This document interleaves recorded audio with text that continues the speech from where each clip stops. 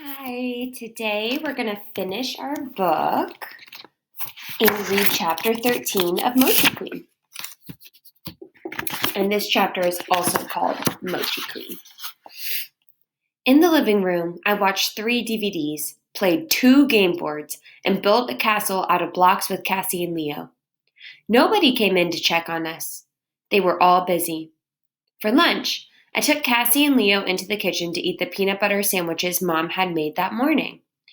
Outside, everyone else kept making mochi and taking turns eating lunch. Cassie and Leo didn't want a nap. We put together 2 puzzles. I was getting tired when, finally, I heard the door open and everyone coming into the house. Mochi Suki was over. After a full day of making mochi, dinner was always takeout from Romero's Pizza. Mom, the aunties, and Oba-chan went straight from mochi making into the kitchen. They had to cook the food for tomorrow's New Year's Day feast. Tomorrow, we would eat fried chicken, potato salad, sushi, beef teriyaki, and rice. The smell of boiling potatoes for the potato salad mixed with the smell of tomato sauce and melted cheese from our dinner. Yum! All the kids ate dinner at a folding table in the living room, while the adults ate in the kitchen so they could watch over the cooking. I have a connection here, so I'm gonna find I'm actually gonna go back to this first page because I have a little connection bubble. And I'm sure that some of you might be able to relate this idea of a kid's table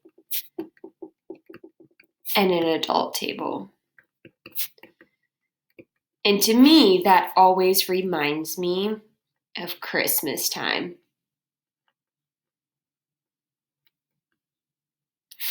My family celebrates Christmas, and Christmas is typically the holiday with the most amount of people that we gather together.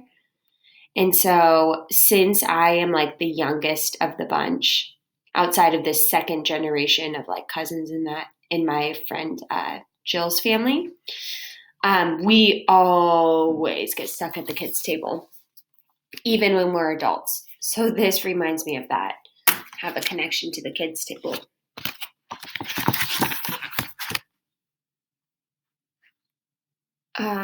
Let's see. I grabbed for the last slice of pepperoni pizza at the same time as Eddie. I braced myself, ready to fight him for it. To my surprise, Eddie let go.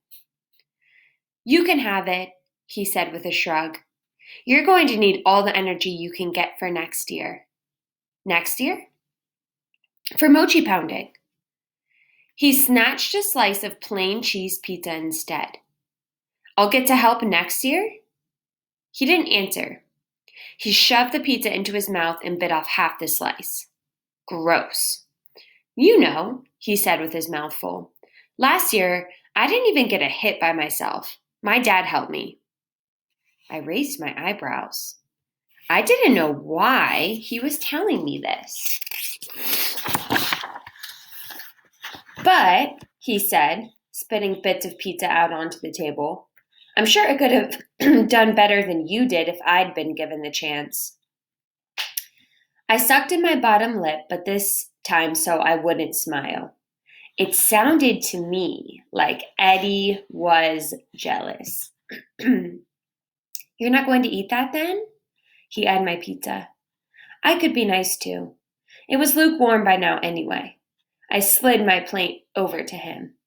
"Thanks, Jasmine P." He took the slice and left for the kitchen. "Misa-chan." Oba-chan sat down next to me.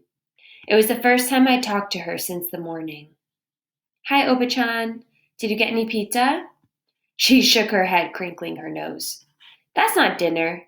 You need to eat more Japanese foods." I nodded, because she was Oba-chan. "Here." She handed me my apron, folded neatly in a square. "For you. You wear next year when you pound mochi." I grinned. "Really?" Yes, you make me proud. I thanked her. Arigato, Abi-chan. Oba-chan. You are welcome, she said. Jasmine Toguchi! Mom's voice pounded into my ears. My heart pounded like a mochi hammer. Was I in trouble? Mom came around the corner holding a plate with the biggest mochi ever. Wowee zowee! It was toasted golden and sprinkled with cinnamon and sugar, just the way I liked it. Jasmine Toguchi, Mom said again as she placed the plate in front of me. You are the mochi queen! Oba-chan raised her teacup. You strong girl. Everyone else came into the living room, cheering. Even not so mean cousin Eddie was clapping. But it's not midnight yet, I said. I almost drooled, smelling the sweet mochi. I think today we learned it's okay to break some rules, Mom said. I waved Sophie over. She sat next to me, and together we ate the first mochi of the year. Here's the final picture, which I love. All right, the end. So I have a little author's note, but I think I'm going to save that for tomorrow and also show you my organized notes tomorrow. Because for me, I like to kind of do some sloppy thinking, and then I like to put it together at the end of the book for me. So I'm excited to show you guys my process as a reader, and I'm excited to see your process as a reader too. I hope you enjoyed the book, and I can't wait to chat about it over breakfast today.